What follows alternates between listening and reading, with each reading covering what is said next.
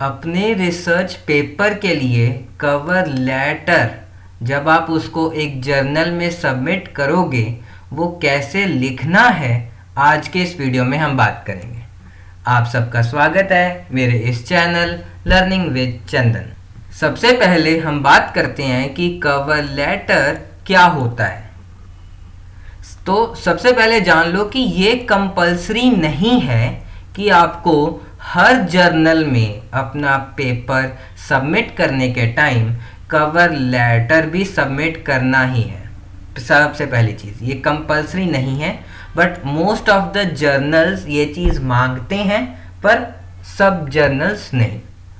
दूसरा, ये एक डॉक्यूमेंट है जो कि जर्नल एडिटर्स पढ़ते हैं आपकी एक्चुअल मैन्युस्क्रिप्ट को पढ़ने से पहले।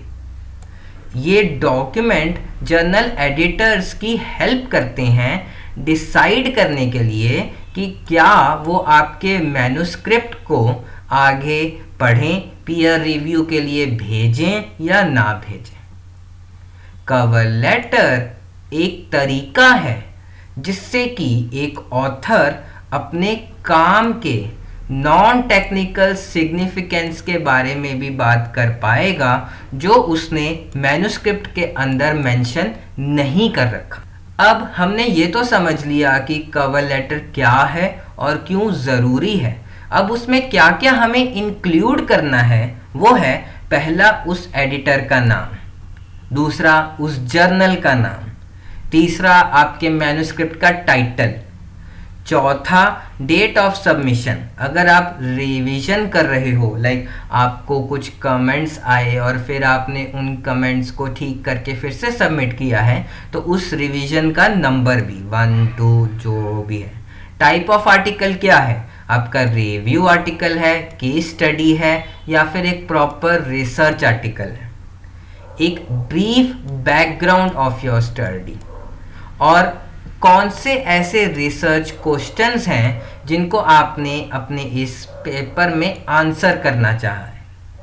आपके मेथोडोलॉजी का एक ब्रीफ ओवरव्यू, आपके प्रिंसिपल फाइंडिंग्स और significance of your findings to the scientific community, कि कैसे आपका रिसर्च का काम जो है वो उस कॉन्सेप्ट की अंडरस्टैंडिंग को और भी इम्प्रूव कर रहा है।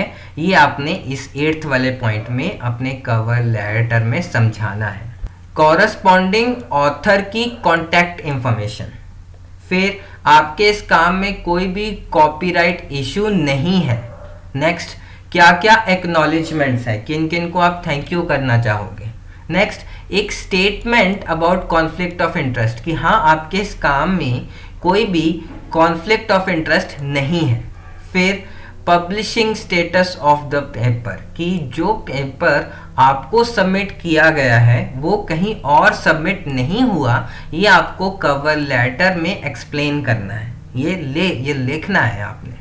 नेक्स्ट चीज़, ऑथर स्टेटमेंट। अगर आपके उस पेपर में 4 ऑथर्स हैं तो हर उस ऑथर की क्या कंट्रीब्यूशन रही है उस काम को करने के लिए, वो भी आपने कवर लेटर में डालना है। अब सवाल ये आता है कि कवर लेटर में क्या चीज़ें नहीं इंक्लूड करनी। टू मच जार्गन्स और टू मच एक्रोनिम्स, बहुत ही ज़्यादा हैवी वर्ड्स मत यूज़ करना अपने कवर लेटर में। अब आपकी जो भी फाइंडिंग्स हैं, जो उन फाइंडिंग्स का सिग्निफिकेंस है, उनको बहुत ही ज़्यादा ओवर ग्लोरीफाई मत करना कि यार हमने तो पता नहीं क्या ढूंढ दिया, क्या मिल गया, हमारा जो है जी फर्स्ट काम है एंड ऑल दैट। और कुछ वर्ड्स हैं जो आपको नहीं यूज़ करने, like novel, first ever, paradigm changing, ऐसे वर्ड्स का अपने कवर लेटर में मत यूज़ करना, राइट। Don't name drop. अब कई केसेस में क्या होता है कि पेपर सबमिट करने के टाइम हमें कुछ ऐसे लोगों के नाम डालने होते हैं जिनसे हमें रिकमेंडेशन मिली हुई है, उनका नाम आपको कवर लेटर में नहीं डालना, क्योंकि यहाँ पे एडिटर इस कवर लेटर को पढ़ के सिर्फ यही समझना चाह रहा है कि क्या आपका पेपर उस जर्नल में फिट बैठ पाएगा या नहीं। तो यहाँ पे ये रिकमेंडेशन वाले लोगों का नाम डालना कोई इतना यूज़फुल नहीं है, और आप मत ही डालें तो अच्छा है। अब कुछ जनरल रूल्स हैं जो कि आपको कवर लेटर राइट करने के टाइम पे फॉलो करने हैं। पहला, आपका फॉर्मेट जो है वो कंसिस्टेंट होना चाहिए। आपने अगर एक फंट साइज और एक फंट स्टाइल चूज कर लिया है तो पूरे कवर लेटर में वही चले, बीच में चेंज नहीं करना। सेकेंड चीज, हमेशा अपने कवर लेटर को पीडीएफ में चेंज कर लेना है उसको सबमिट करने से पहले। थर्ड चीज, एक पेज से ज्यादा बड़ा आपका कवर लेटर नहीं होना चाहिए। फोर्थ चीज, फंट या तो आप एरियल यूज कर लो या टाइम्स न्यू रोमन यूज कर लो, कोई भी, these both will look good. Font size 12 will be good. Single space lines, indenting paragraphs. फिर आपके इसमें कोई भी टाइपो या फिर ग्रामेटिकल एरर नहीं होना चाहिए। आपको एक्स्ट्रा फॉर्मल रहना है, इनफॉर्मल होने की कोशिश बिल्कुल मत करना। और कवर लेटर सबमिट करने से पहले उसको प्रूफ रीड कर लेना। अगर आप चाहते हो कि हम आपके कवर लेटर को एक बार प्रूफ रीड कर लें, चेक कर लें या फिर फीडबैक दें, तो आप इस ईमेल आईडी पे हमें अपना कवर लेटर भेज सकते हो, हम आपको ज़रूर रिस्पॉन्स देंगे। अब कुछ ऐसे यूज़फुल फ्रेजेस हैं जो कि आप अपने फाइंडिंग्स को एक्सप्लेन करने के टाइम या फिर कंक्लूड करने के टाइम यूज़ कर सकते हो। सबसे पहला, our findings confirm that we have determined that something something something something, our results suggest that ये we have found that ये something something, we illustrate ये चीज़, our findings reveal something, our study clarifies something like this, our research corroborates something, our research establishes something, our work substantiates something. तो ये कुछ lines हैं जो कि आप अपने कवर लेटर में यूज कर सकें। अब जब मैंने शुरू में कहा कि आपको एडिटर का नाम डालना है, तो वहां पे एडिटर का नाम डालने के टाइम पे आपको कुछ चीज़ों का ध्यान रखना है, वो आप समझिए। अगर आपको एडिटर का नाम नहीं मालूम, राइट, तो आप क्या करें, कुछ ऐसे टर्म्स को यूज कर सकते हैं, डियर मैनेजिंग एडिटर या फिर डियर एडिटर इन चीफ। हालांकि नाम यूज करना सबसे बेस्ट है, अगर नाम नहीं मिल पा रहा तो इन दोनों में से कुछ भी यूज कर लेना, राइट। मिसेस या मिस यूज करने के बजाय ms डॉट ये ऐसे यूज कर लो। कभी भी डियर सर्स यूज नहीं करना या ऐसा कुछ, क्योंकि अगर जो एडिटर है वो फीमेल है तो it can be insulting for them, right. अगर फीमेल है, आपको मालूम है कि फीमेल है, तो ms डॉट यूज करो। अगर मालूम ही नहीं कौन है तो इन दोनों में से कुछ भी यूज कर लो। ये डियर सर्स, मिसेस, मिस ऐसा सब मत यूज करना। अब मैं आपको एक सैंपल कवर लेटर दूंगा जो कि आपके लिए बहुत ही हेल्पफुल रहेगा। उसका download link in the description भी है। अगर आपने उसको डाउनलोड कर लिया है तो ज़रूर कमेंट करना I have downloaded the cover letter template, so that मुझे पता चल जाए कि किस किस के लिए वो यूज़फुल रहा है और किस किस ने उसे डाउनलोड भी किया है। तो अभी हम देखते हैं सैंपल कवर लेटर जो कि आप सबके लिए अवेलेबल होगा डाउनलोड करने के लिए। बस उसमें थोड़े बहुत अपने हिसाब से चेंजेस कर लेना और आपका कवर लेटर एकदम तैयार है। आओ देखें। तो सबसे पहले ये चीज़ सैंपल कवर लेटर, इसको आप हटा देना और आपका वाला तैयार है। फिर एडिटर्स नेम, एडिटर्स नेम में वो सारी चीज़ों का ध्यान कर लेना जो मैंने अभी एक्सप्लेन किया कि क्या डालना है क्या नहीं डालना। अगर कुछ भी नहीं मिल रहा तो कौन से वर्ड्स यूज़ करने चाहिए, अभी जस्ट आपको एक्सप्लेन किया। थोड़ा सा वीडियो को पीछे कर लोगे तो मिल जाएगा।